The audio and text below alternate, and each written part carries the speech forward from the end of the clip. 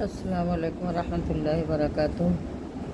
اعوذ باللہ من الشیطان الرجیم، بسم اللہ الرحمن الرحیم۔ شروع کرتی ہوں اللہ کے نام سے جو بہت بڑے مہربان نہایت رحم والے ہیں۔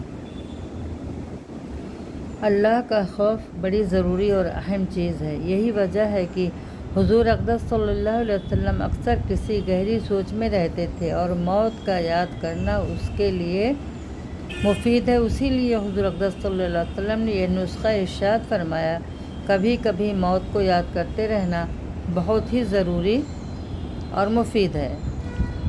حضرت حنظلہ رضی اللہ کو نفاق کا ڈر۔ حضرت حنظلہ رضی اللہ کہتے ہیں کہ ایک مرتبہ ہم لوگ حضور صلی اللہ علیہ وسلم کی مجلس میں تھے۔ حضور صلی اللہ علیہ وسلم نے وعظ فرمایا جس سے قلوب نرم ہو گئے اور آنکھوں سے آنسو بہنے لگے اور اپنی حقیقت ہمیں ظاہر ہو گئی۔ حضور پاک صلی اللہ علیہ وسلم کی مجلس سے اٹھ کر میں گھر آیا، بیوی بچے پاس آ گئے اور کچھ دنیا کا تذکرہ شروع ہو گیا اور بچوں کے ساتھ ہنسنا بولنا، بیوی کے ساتھ مذاق شروع ہو گیا اور وہ حالت جاتی رہی جو حضور صلی اللہ علیہ وسلم کی مجلس میں تھی۔ دفعتاً خیال آیا کہ میں پہلے سے کس حال میں تھا، اب کیا ہو گیا۔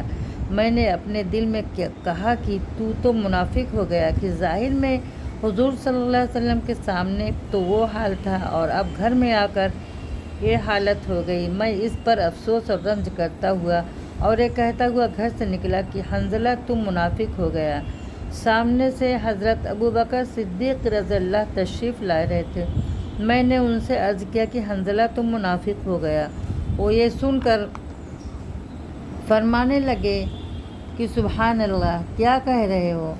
وہ ہرگز نہیں۔ میں نے صورت بیان کی کہ ہم لوگ جب حضور صلی اللہ علیہ وسلم کی خدمت میں ہوتے ہیں اور حضور دوزخ اور جنت کا ذکر فرماتے ہیں تو ہم لوگ ایسے ہو جاتے ہیں گویا وہ دونوں ہمارے سامنے ہیں، اور جب حضور صلی اللہ علیہ وسلم کے پاس سے آ جاتے ہیں تو بیوی بچوں اور جائیداد وغیرہ کے دھندوں میں پھنس کر اس کو بھول جاتے ہیں۔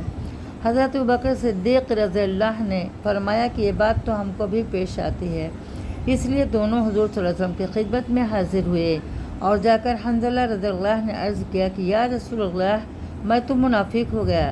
حضور پاک صلی اللہ علیہ وسلم نے فرمایا کیا بات ہوئی حنظلہ؟ حنظلہ نے عرض کیا کہ جب ہم لوگ آپ کی خدمت میں حاضر ہوتے ہیں اور آپ جنت و دوزخ کا ذکر فرماتے ہیں تب تو ہم ایسے ہو جاتے ہیں کہ گویا وہ ہمارے سامنے ہیں، لیکن جب خدمت اقدس سے چلے جاتے ہیں تو جا کر بیوی بچوں اور گھر باہر کے دھندوں میں لگ کر بھول جاتے ہیں۔ حضور صلی اللہ علیہ وسلم نے ارشاد فرمایا کہ اس ذات کی قسم جس کے قبضہ میں میری جان ہے، اگر تمہارا ہر وقت وہی حال رہے جیسے میرے سامنے ہوتا ہے تو فرشتے تم سے بستروں پر اور راستوں میں مصافحہ کرنے لگیں، لیکن حنظلہ بات یہ ہے کہ گاہے یعنی آدمی کے ساتھ انسانی ضرورتیں بھی لگی ہوئی ہیں جن کو پورا کرنا بھی ضروری ہے۔ کھانا پینا، بیوی بچے، ان کی خبر لینا بھی، خیر خبر لینا، یہ بھی ضروری چیزیں ہیں۔ اس لیے اس قسم کے حالات کبھی کبھی حاصل ہوتے ہیں، نہ ہر وقت یہ حاصل ہوتے ہیں اور نہ اس کی امید رکھنا چاہیے۔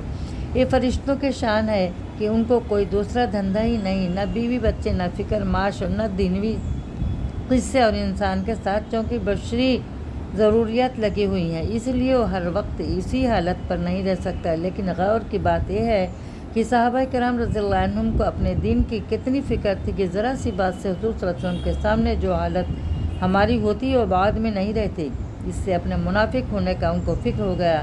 عشق از تو ہزار بدگمانی، عشق جس سے ہوتا ہے اس کے متعلق ہزار طرح کی بدگمانی اور فکر ہو جاتے ہیں۔ بیٹے سے محبت اور وہ کہیں سفر میں چلا جائے، پھر دیکھیے ہر وقت خیریت کی خبر کا فکر رہتا ہے، اور جو یہ بھی معلوم ہو جائے کہ وہاں تعاون ہے یا فساد ہو گیا، پھر خدا جانے کتنے خطوط اور تار پہنچیں گے۔